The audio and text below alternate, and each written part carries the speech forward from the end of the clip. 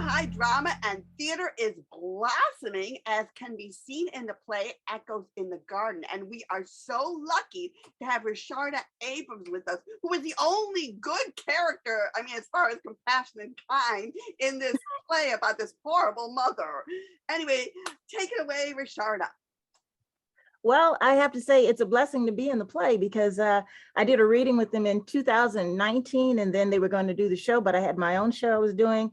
And so it's amazing that we all get stopped by the pandemic, because I had my show, First by Faith, The Life of Mary McLeod Bethune, and we were stopped by the pandemic, and they were stopped by the pandemic. So here we are in 2021, and they said they were going to do the show again. And luckily for me, the other actors couldn't do it. And I think it's divine. So I'm really enjoying this historical piece. It's about the playwright's life, actually.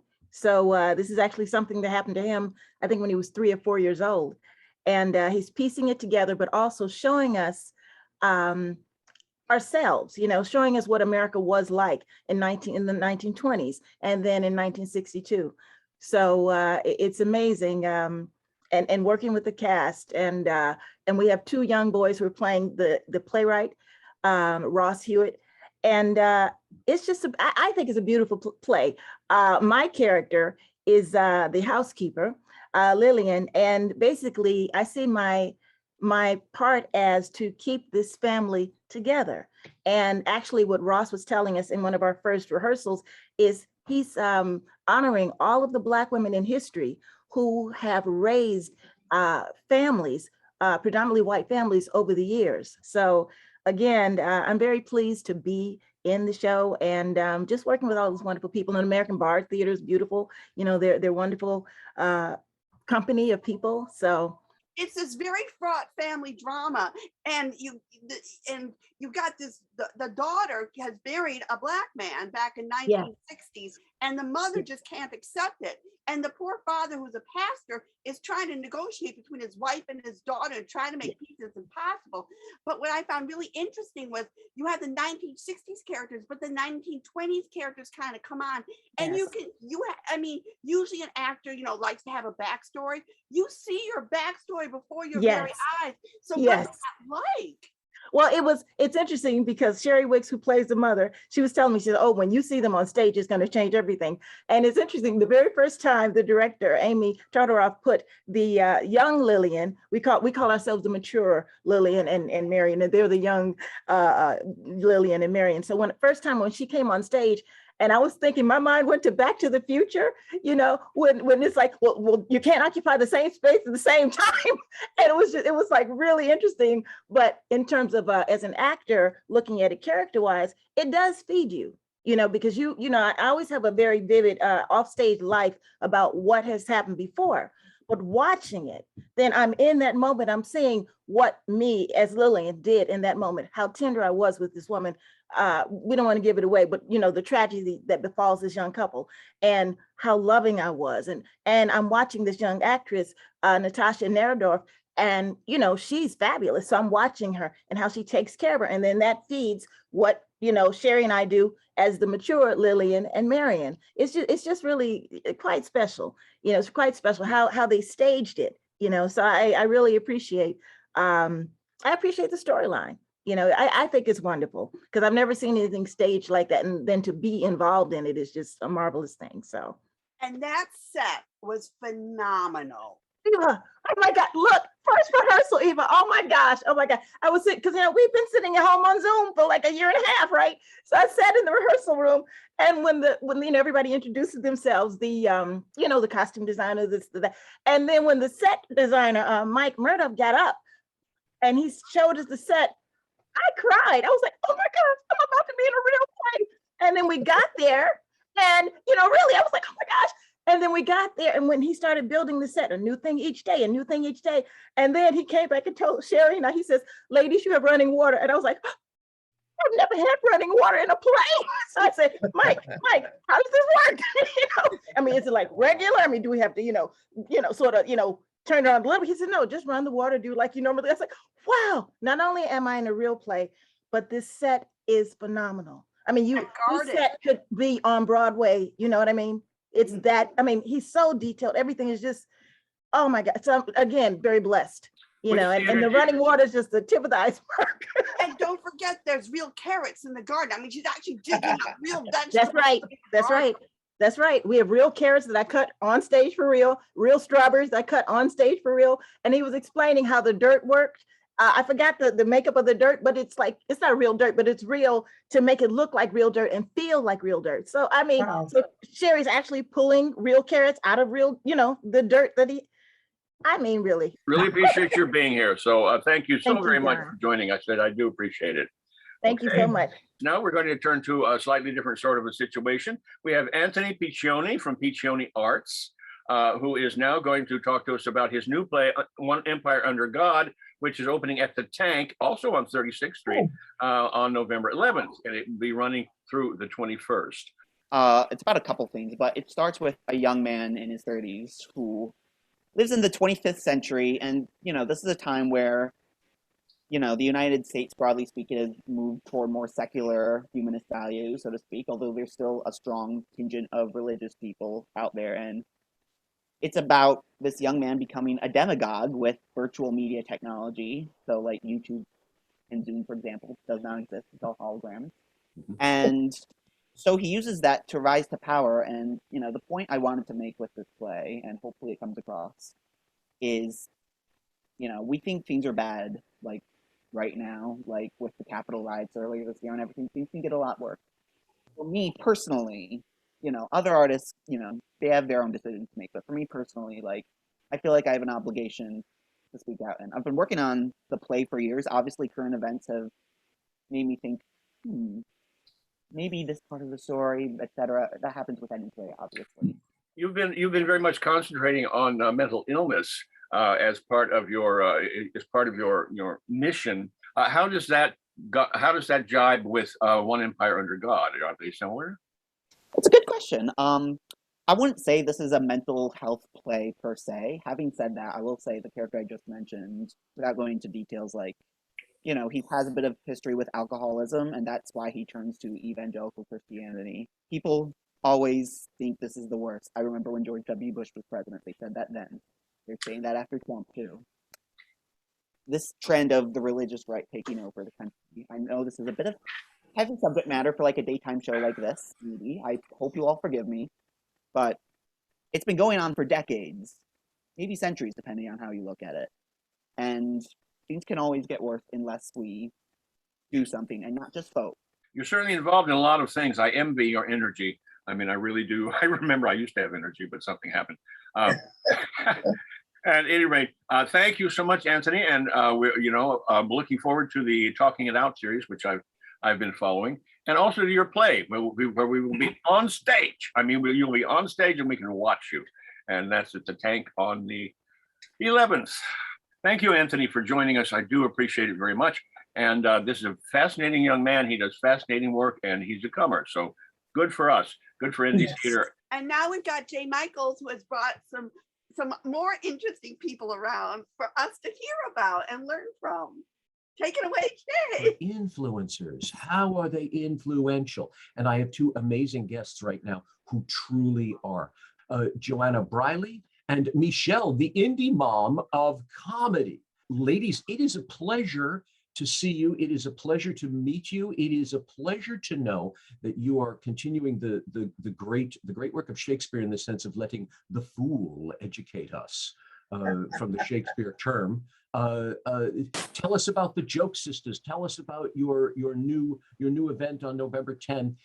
Tell us about your company. I think it's brilliant and ambitious.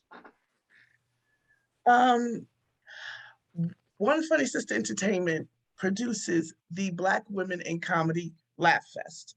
It was created because I was very frustrated with the New York comedy scene. There weren't many Black women being selected for stage time. But I created it in 2018. 2019 is the picture you see behind us. All the smiles from all the women that knew why this was necessary. And they were so appreciative of what was created. And we have like a sorority, if you will, an unofficial sorority of Black female comics from all over that just understands that we're a community, that we can support one another.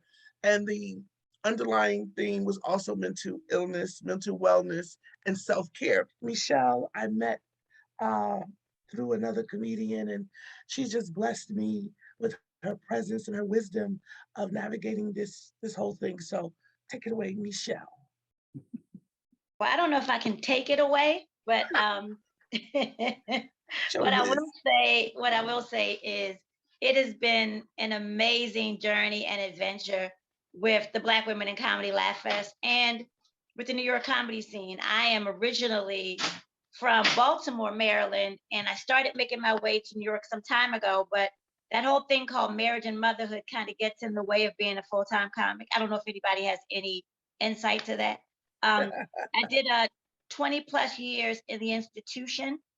I got out on good behavior a couple years ago. My husband, not so much. But the deal is that, you know, I met Jay Michaels and it's been gangbusters since. Has it gotten better for you lately? Getting accepted into this festival, yes, that's a stepping stone. There's more to come, more to follow after this. But yes, I've seen more women on television. When is the show? Tell us how we can go and see it. It's November 10th at the New York Comedy Club on East 24th and 2nd Avenue. You can go to New York Comedy Club's website, New York Comedy Club. And if you use Joke Sisters, you get a discount. You get a discount on your ticket. That's NewYorkComedyClub.com. You go there, you type in Joke Sisters, and guess what? You pay less and you laugh more. So there you go. Oh, I love that tagline. Thank you both very much. Thank you. Thank you so much. Thank you to you all. Thank you. 10 years ago, I when literally I put out my shingle, one of my first clients was an improv troupe. And I thought, oh, how cool. And I went to see them. Now it takes a lot to really make me laugh. And I sat in the audience and I was like, all right, well, okay, they're a client, so let me practice my laugh. That'll work. Okay, go ahead. And I was genuinely guffawing at their work because it's insightful. It gets to the point. It is a learning lesson. It's hilarious. It's great for any generation because when I saw them, they did something called the Goofy Gang, which was an ode to Scooby-Doo. And I thought, oh my God, so the millennials and that generation will understand it for the humor, and I'm catching it. And I thought the brilliance of them, and I've been an ardent fan ever since. Nannette, Deasy, and Robert Baumgardner of the IRTE, thank you for being here. You're currently running in another one of your parodies, if you will. Tell us about the marvelous Mrs Mccluskey. It brings back some characters that we've had in different shows before, the Mccluskey family, which are these really messed up, like the suburban family, middle class, whose the mother is sort of given up. She's just in a house coat the whole time, played by Jamie Maloney. And Jamie is a guy, by the way, with a beard. Just so you know. All right, so it's this family. They're in New Jersey. The mother, she's sick and tired of being a housewife and mother. Her kids don't respect her. Her husband has just gotten out of prison. He's still in the orange jumpsuit because it's comfy. She won't let him in the house. I play her friend. Actually, she does pound a fool. I think I'm her friend. Barbara Heaney, who's now completely dressed as a party clown 24/7, because that's what she was doing before the shutdown. And I'm always prepared, ready for a party. And this is all like happened in previous shows where I kind of messed up her life because I had an affair with her husband. But anyway, so this is now post the shutdown, everything's coming back. She's feeling a little unfulfilled. And I convince her that she should get out into the world and try stand-up comedy and really just enjoy her life. So of course, it's just all the mayhem and everything that happens when you just kind of explode your family and decide to try stand-up and your manager is a party clown. How do you make it funny? Well, I'm directing this piece, this marvelous Mrs. Maisel. That's why I'm asking you.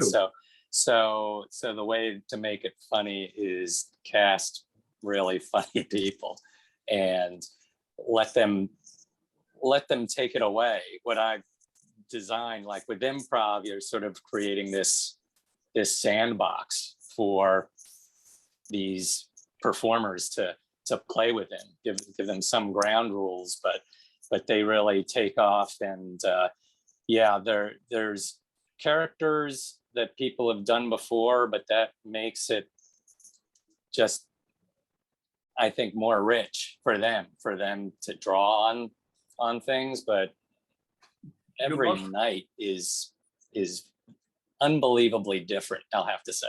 Do most of your actors have a stand-up background? I mean, are they, comfortable being on the stage by themselves, being funny? There are a few. There are not everybody, but I think maybe the majority of these actors have done stand-up at one level or another.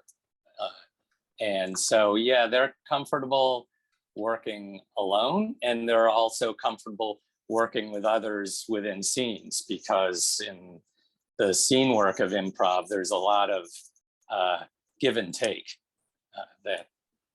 How does improv work into this? Because it seems like very specific scenes, or is it just specific situations and you inject the audience's response into it? I'm curious how you meld the two together. Well, we have a, go ahead. Robert. Oh, me, go ahead. Okay.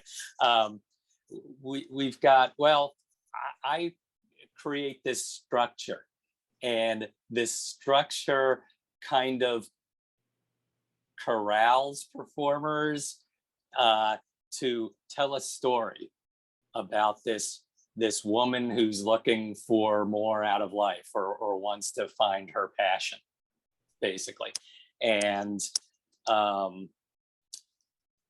inserted within this structure are certain what we call short form games, where we get suggestions from the audience. For the first game that's played is the daughter of Ernestine is watching TV, and so she's changing channels, but she asks the audience, what kind of show should I look for? And I think people will say action drama, and so players come out and play like this short action drama scene until Tiffany says, I'm bored with this, what else do we want to watch? And it cycles through these different types, and we get suggestions that way. And the performers are allowed, if there's some inspiration from any of these things later on, they bring those back. How do you know that what the audience are going to say, that your group is ready for drama, action drama, or comedy? How do you know? We don't know what they're going to say. That's the whole fun of it. That part, you're going to play that part, whatever they like. Yeah, you're always ready with something. I mean, if somebody says action drama to you, that means something different to everybody. So they just go with whatever is in the moment. So you have all those skits ready. No, it's completely made up. Yeah, we make it up. It's all improvisation. You can go more than once because you'll get a different show every time. I have, and I've seen a different show every night. It's now time, believe it or not, for Reviewers Corner. Yes, there's actually shows going on. And I'd like to start at the signature, where earlier we had gone around and seen everything and sort of blessed the stage. So it was cool to be in the audience after being on the stage to see Twilight, Los Angeles, 1992, that was written, conceived, and revised by Anna Deavere Smith almost 30 years ago. Only this time she has 5 actors to help her out: Elena Hurst, Francis Jew, Wesley T. Jones, Carl Kensler, and Tiffany Rochelle Stewart. And they do 40 roles, and they do all these different headings of all the different monologues: History's Enemies, The Story of Latasha Harlins, No Justice, No Peace, The Story of Rodney King, The People of the State of California versus Lawrence Powell, Timothy Wynn, Theodore Briseno, Stacy Kuhn, Verdict, April 29, 1992, Rocked, Losses, The Story of Reginald Denny and Paul Parker, A Dinner Party That Never Happened, Justice, and Twilight. And Twilight is actually the name of a poet. So that was really interesting. And Before social media and cell phones, a lone man with his new camcorder shakily shot the beating up of Rodney King by white officers. They were subsequently acquitted, which sparked several days of rioting, burnings, and lootings, and another victim, Reginald Denny, who was mercilessly beaten up by several Black men. But in his case, 4 Black Samaritans came to his rescue and got into a hospital and saved his life.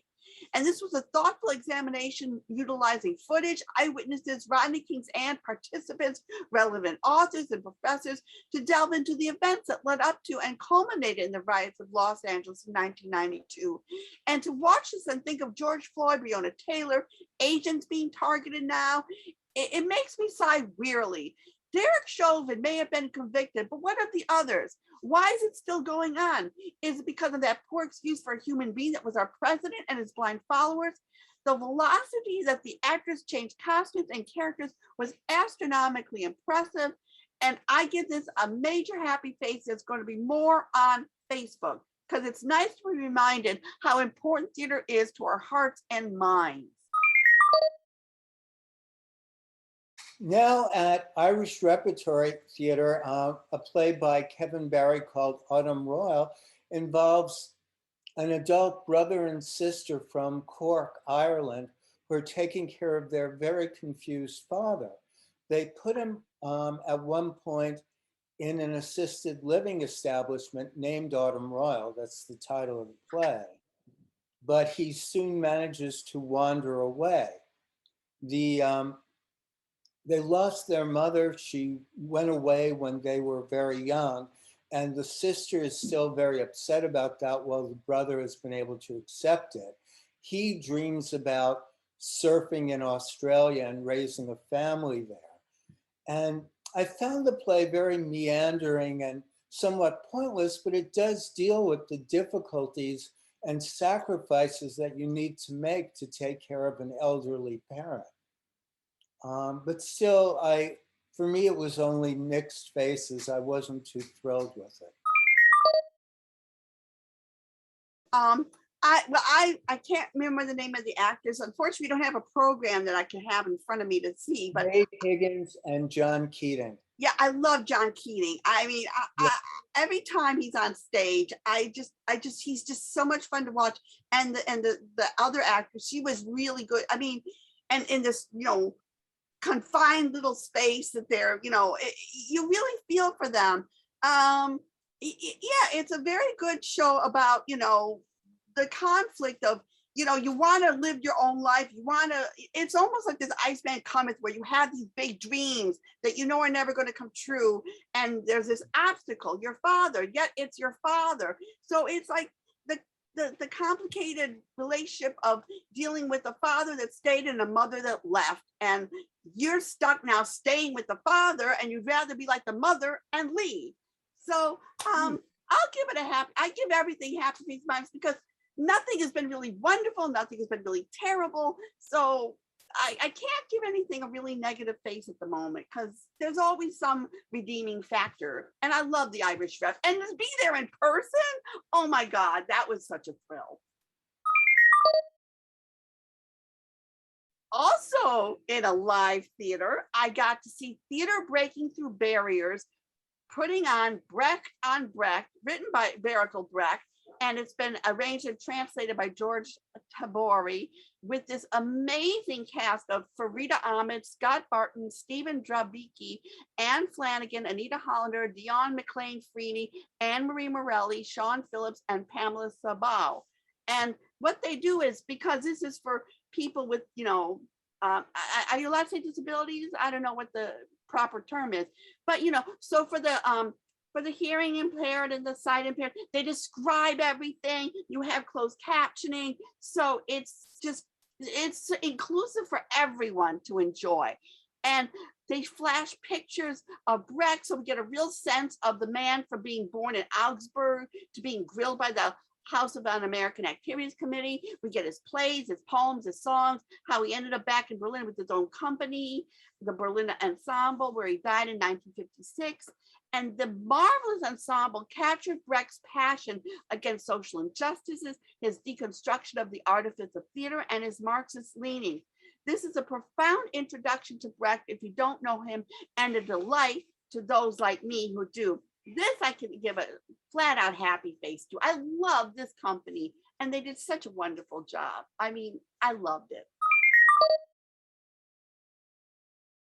I have a show coming up on 23rd of November at Pangea, PangeaNYC.com, 7 p.m. You can eat, you can drink, you can pay for that. And please do come. It's called Life is a One Act Play. Now I'd like to do some upcoming shows that are going on before our next show, which is going to be on November 21st. And some of the reviews are going to show up on the Facebook page, so watch out for them. Hotsy Totsy Burlesque is doing a tribute to the films of Bill Murray at the Slip Room on November 11th. Sheet number 1, which is based on The Little Prince, is at the Japan Society November 4th through 7th. Gnit is back, based on Peer Gynt. This is the one show I was so upset I missed because of the pandemic, and it's back at Theater for a New Audience, and you can see until November 21st. I'm going November 7th. Metropolitan Playhouse has shed its virtualness and is back live with Radium Girls, which is going on till November 21st. Mark and I are going October 30th to see Mrs. Warren's Profession from the Jingle theatrical group. You're the Measure of My Dreams is from Sour Grapes Production that we adore. You know, that's Jenny Yasko. And a commercial jingle for Gina Comet is going on for November 21st. So there is so much going on right now, and it's hard to get to it all, but we do our best and try. So check out the Facebook page, because every now and then you never know what you're going to find there.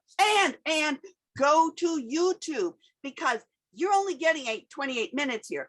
But on YouTube, you can get the whole hour show, everything that goes on while we're doing this, because we have got a lot to say and it's not able to be said in 28 minutes. So there you have it.